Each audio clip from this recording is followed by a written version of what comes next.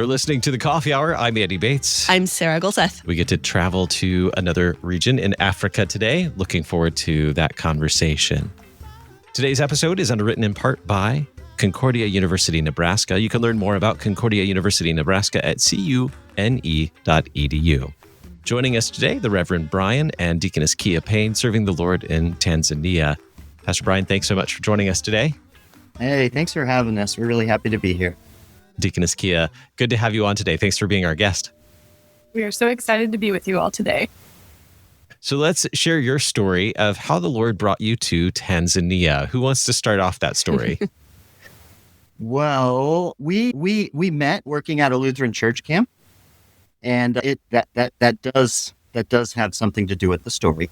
As I was waiting for Kia to finish with her first degree, I started a master's that was jointly through Oklahoma State and the Peace Corps. So Kia and I, after she graduated, we went and served in Malawi, Africa, in the Peace Corps for 3 years. And that's where our love for Africa came from, just living in the village, way out in the bush, serving people there. And then we finished with the Peace Corps and we went home and everybody said, okay, now that you've got that out of your system, you can settle down and live the American dream. Have children, buy our home. So we did. We had some children, bought a home. And then some years later, our associate pastor, who is originally from Haiti, he said, hey, let's do a mission trip to Haiti and visit my dad there. And while we were in Haiti, we realized that the American dream really wasn't for us. God had formed us to live out there, wherever out there was, not in America. And so we went to our pastors and we said, what should we do? And they said, the best thing that you could do right now is, why don't you go talk to OIM and see what they have for you and think about becoming a pastor. I was running a small environmental company at the time, and people had told me many times that you would be a great pastor. And I had always said, no, God can use other people like that. But then our pastors started saying, no, God can use you. And maybe God's calling you to Africa. And so we went and we talked with both seminaries and we decided that we would go to Fort Wayne, not because we didn't like St. Louis. We love St. Louis. Kia's family has a lot of pastors in her family from St. Louis, but Fort Wayne seemed a lot more internationally minded and we really wanted to do missions, and OIM had said, yeah, we could definitely use you in Africa. So we went to visit Fort Wayne, and so that we could go there for me to be a pastor. But what happened, Kia? Brian might have told some of the deaconess women or deaconess students, maybe, I don't actually know who they were at the time, but that I was interested in a deaconess program. And then all of a sudden I was swarmed with women who said, oh, so you're in. And I said, wait a minute, what's going on here? We're here for him, not for me. And so I ended up sitting with them and the head lady at a luncheon and lots of questions. There were a lot of international OIM ladies doing the distance deaconess program at the time. And so that intrigued me. And I did very much want to learn more theologically, just so I had an understanding myself, even though I'm just the wife. Don't ever say that, because the wives, the husbands couldn't be without their wives. So literally. So when we finished, we both received a call, her to work with the deaconesses in Tanzania and myself to be a theological educator. And that's kind of how we wound up in Shinyanga, Tanzania, working with southeast of Lake Victoria Diocese. So how long have you guys been in Tanzania? We're the newest Africa region missionaries. We have been on the field over a year now, like a year and 4 months, but nobody's counting. Okay. So tell us about the community where you get to live and serve in Tanzania. So Shinyanga, the town that we live in, is a small town in the rural of Tanzania, but they are the breadbasket of Tanzania. They grow most of the rice for all of Tanzania. And so we kind of live in a country town. It has that country feel to it. It doesn't feel like a big city, even though the population is pretty big there, but it feels like a small town. We're from Oklahoma originally, so that small town Oklahoma feeling where everybody knows everybody, that's kind of the feeling that I get. I think we there. So we work with as I said, we work with the southeast of Lake Victoria Diocese. Now, this is one of the newest dioceses of the Evangelical Lutheran Church of Tanzania. They split off from the east of Lake Victoria Diocese. And they split off specifically because these are gentlemen who want to be confessional. And in general, most of the Evangelical Lutheran Church of Tanzania was going towards the more liberal side. And these guys said, we're not going to do that. We have to stand on the word.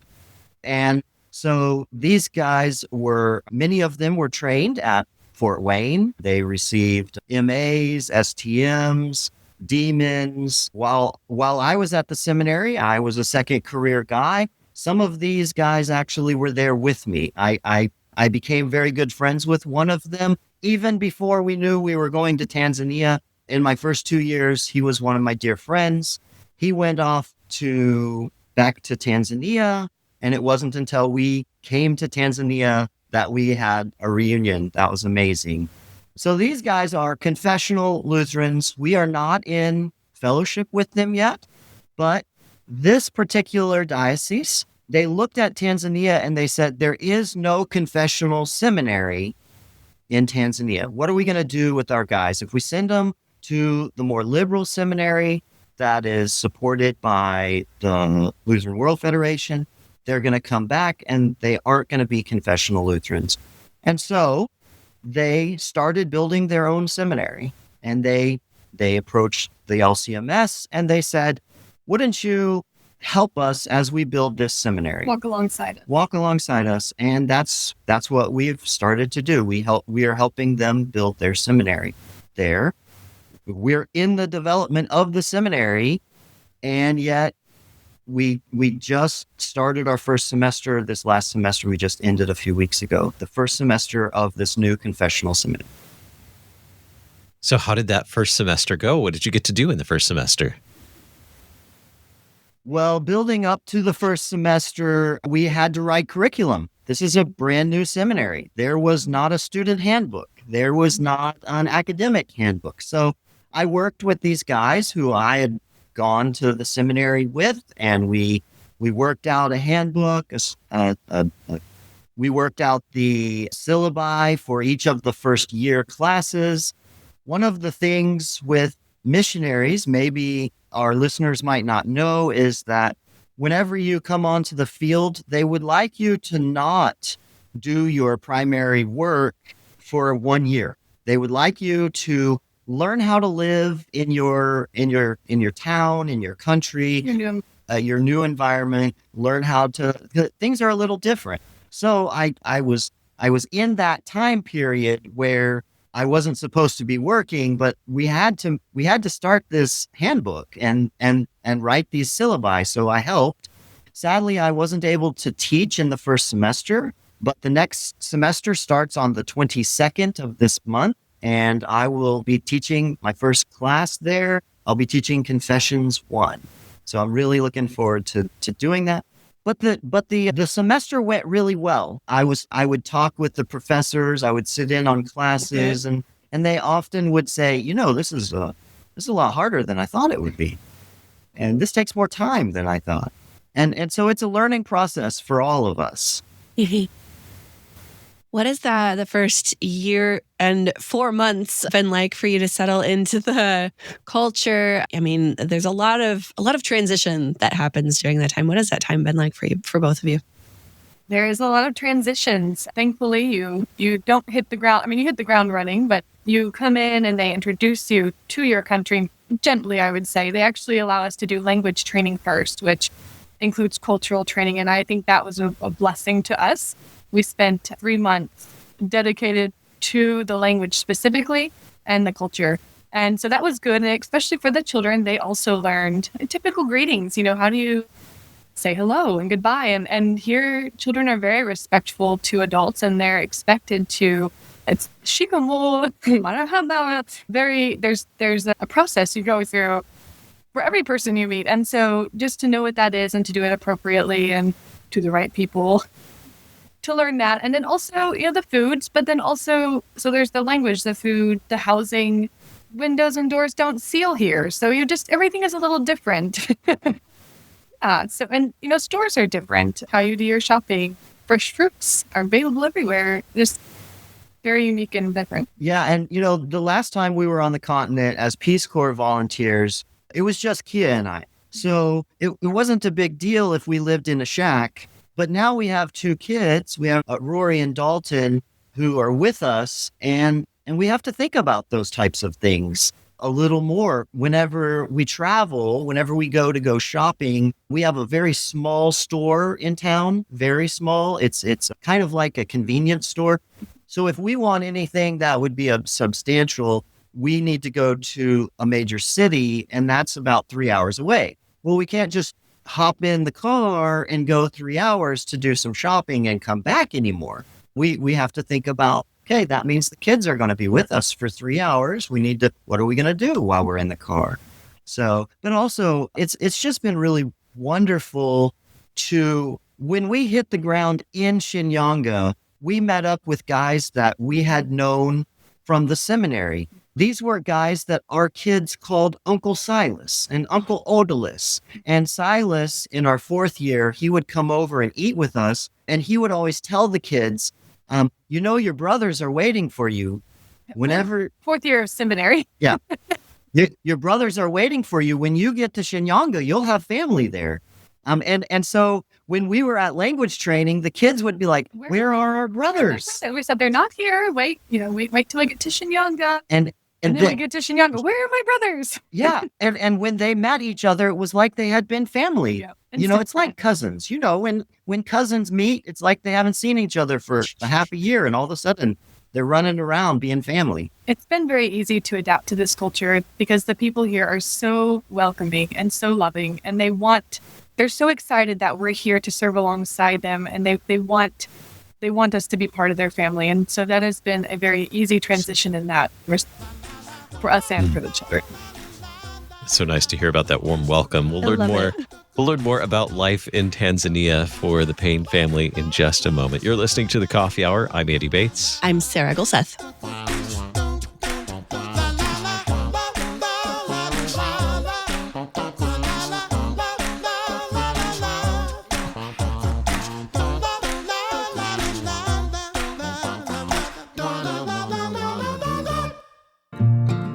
At Concordia University, Nebraska, discover a distinctly Christian community that equips students to live by faith with courage, character, and conviction. Intentionally combining our Christian faith, Lutheran heritage, rigorous academics, and practical real-life experiences, we prepare students to fulfill a higher purpose in their vocations and life. Learn more about Concordia University, Nebraska at our website, cune.edu. That's cune.edu.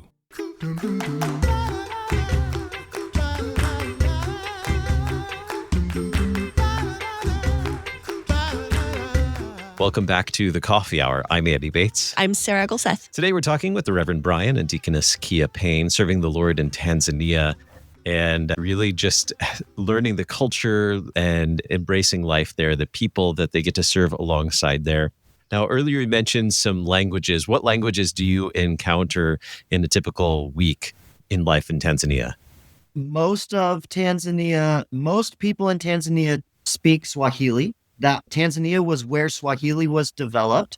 There are some other tribal languages that are spoke, but in general, the language that we use is Swahili. We do speak a little English here and there, but business and even seminary meetings are all done in Swahili. We teach at the seminary in Swahili, but sorry. I was supposed to say, think it's English. We teach at the seminary in English, but sometimes you have to switch to Swahili to explain a concept that maybe they just don't have the English word for.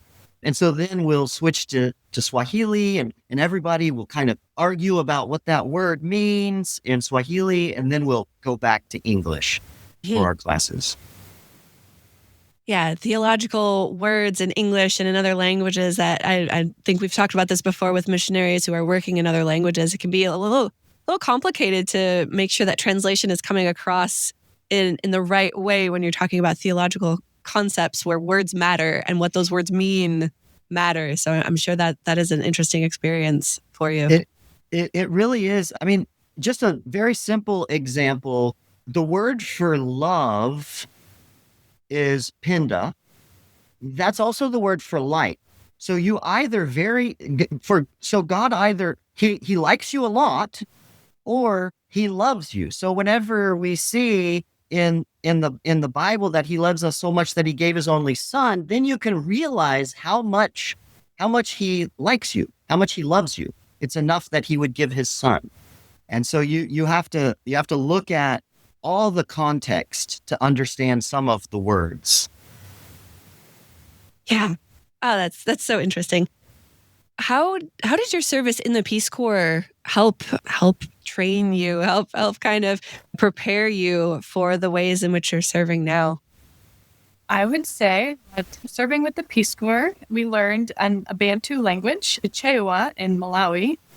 And it's actually very similar to Swahili because Swahili is partly Bantu language as well. So there are words that are the exact same and they mean the exact same. And then there are words that are the same, but they do not mean the same thing. And that's where things get a little confusing because after 3 years of being in Malawi, we both could speak pretty well when we left.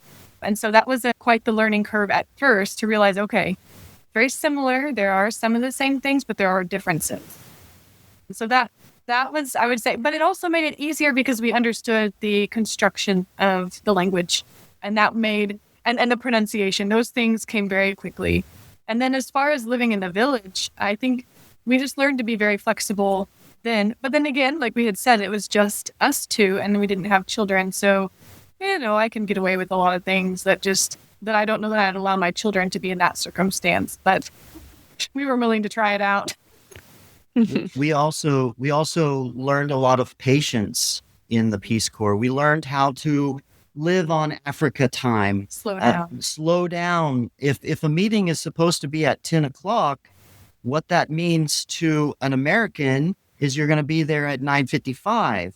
But what that means to many people in Africa is that I should be leaving my house about 10 o'clock. But it's very important that I say goodbye well to my family. And so, but we learned that living in the village, that things move a little slower, and that's okay. It's different than what we know in the United States, but it's okay. We can be patient. Because one thing you don't ever pray for is for patience, because God is very ready to teach patience. And Africa's a good place to learn a lot of patience, just because things are a little slower here. And it's actually really nice. Once you get into it, you really do enjoy. Not to say that there aren't ever times where you're like, man, I wish things would just be a little more snappy. Generally speaking, it is very nice to not feel as rushed around from thing to thing, or if I'm going to be late, no one's going to think anything of it. It's very cultural. So it's okay. Yeah. What have you, well, tell us about family life in Tanzania. What does that look like for you? Well, we start every day with some kind of Bible study with the whole family. We homeschool the kids. So even though we're both called full-time, we're still going to homeschool the kids. There is no international school in Shinyanga. So to get a quality education, we're going to homeschool the kids. But that day starts in the Bible with the whole family. That's something that I've talked with the guys at the seminary, and I've said, look, please don't put me in that first class of the day because that's my time to be in the Bible with my family. And right now we're trying to figure out, what does homeschooling and full-time missionary work look like? Right now, it looks like the children coming with us everywhere we go. So when we go to the seminary for meetings, they're there with us. So everybody on the seminary grounds knows our children very well, and they love to run around and explore. because it's all under construction still, lots of new buildings going in, completed buildings. They always like to go check to see where the current buildings are as far as, how far they got in. There's a playground there. So they have adventures on campus for sure. We also shop a lot at the local market. Instead, because we don't have a great grocery store in town, we'll make everything from scratch. We can sometimes get bread, but if we can't, we'll make bread from scratch. We have a tradition in our family. We started it in the seminary. We had Friendship Fridays in the seminary, and now we have Movie Fridays. And pizza and movies. Tia makes homemade pizza, and we try to have people over to share pizza with them. And which they have pizza in Tanzania, but their pizzas are a little different. They're more, I would say, more Italian than United States based. They don't have a red sauce like we do. And so ours is very unique. So that's what I make is, the American typical pizza. And so we invite friends and they love it. In fact, they actually sometimes ask to come early to learn how to make it. Oh, that's wonderful. What brings you joy about what you get to do? I mean, you're still only been on the field for a little over a year at this point, but I'm sure there are immense joys that you've already experienced. What are some of those things that bring you joy? Well, I think that one of the things that brings me the most joy is doing what God has called me to do. And so even though I haven't taught my first class yet, I've helped the seminary develop its curriculum. I've been there for the guys in the first semester as they're going through. And when you see the aha moments of these guys finding out that God loves them, even though they're there to train to be pastors, sometimes they also need to be preached to. We have something called symposia here, just like we have in Fort Wayne. And they bring in a bunch of people. They bring in all the church workers of the southeast of Lake Victoria Diocese. And then they give some theological education. This last symposia, they brought in bishops from other dioceses. And I got to eat lunch with them and dinner with them and hear the differences of the diocese. And one of the things I thought was just great, it spoke volumes for this diocese, is the bishops often would say something like, I actually didn't know what it meant to be Lutheran until I came to symposia. Or all this time, I thought that I could pick and choose what was in the Bible, what was God's word. And now I realize that no, it's all God's word and I can trust it all. And to hear that from other leaders of other dioceses was just wonderful to hear that this diocese is having a very good impact on the whole church here in Tanzania. That brings me great joy. It also brings me great joy. As you guys know, I kind of talked Kia into being a deaconess. It brings me great joy to see her in her vocation as a deaconess, as a mother. And I would say as a mother, it brings me great joy to see our children thriving. You always are concerned, how are they going to adjust to the culture and the changes and all this of us working at a seminary, and they have just done wonderfully. I can't say enough about them. They are wonderful children. But then also, I actually have taught a class for the deaconesses, 2 actually. It was a very intensive style done, and it's for a training center. It wasn't for the seminary because we don't have deaconesses at our seminary yet. But they have a training center where they do train some deaconesses. And I had the opportunity to teach 13 deaconess students for 2 weeks straight. And I will admit I was very nervous as a first-time teacher of deaconesses, but the joy that they brought me, I'm just amazed. God is so good. And to listen to these women who are here to learn the theology behind doing what they're already doing. They're already doing the work of a deaconess where they are, where God has already placed them.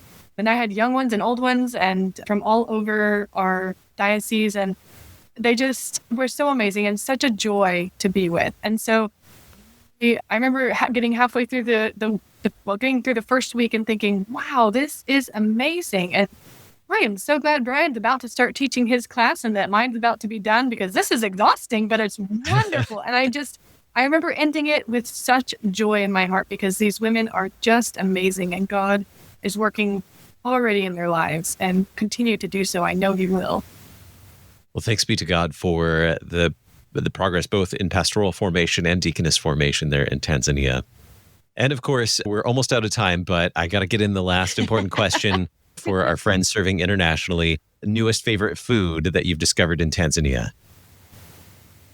I would say we have to tell Dalton's favorite food because, if a child likes it, it must be good, right?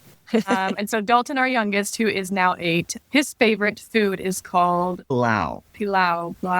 And it's actually a rice, like a seasoned rice. And it's the food they bring out for the holidays here. So any holiday comes around and pilau is going to be served pretty much everywhere. But it's like a seasoned rice and it's savory, not sweet, but it is very good with anything.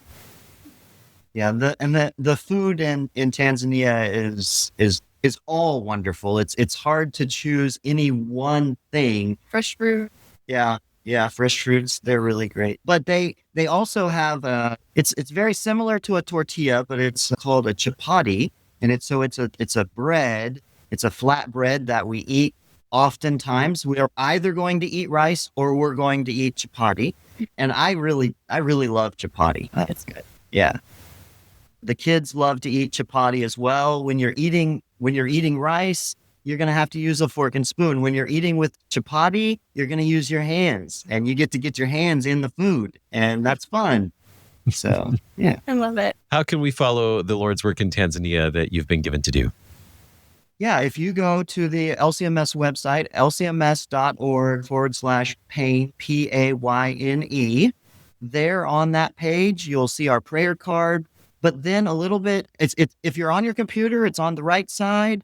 Sign up for our newsletter or follow us on Facebook. I would suggest you sign up for our newsletter, and you just click the link. You put your own email in and your name, and then you'll get our newsletter every month. You can see what to pray for our family, for the mission. You can see a little update of what we're doing and a little update of what the kids are doing.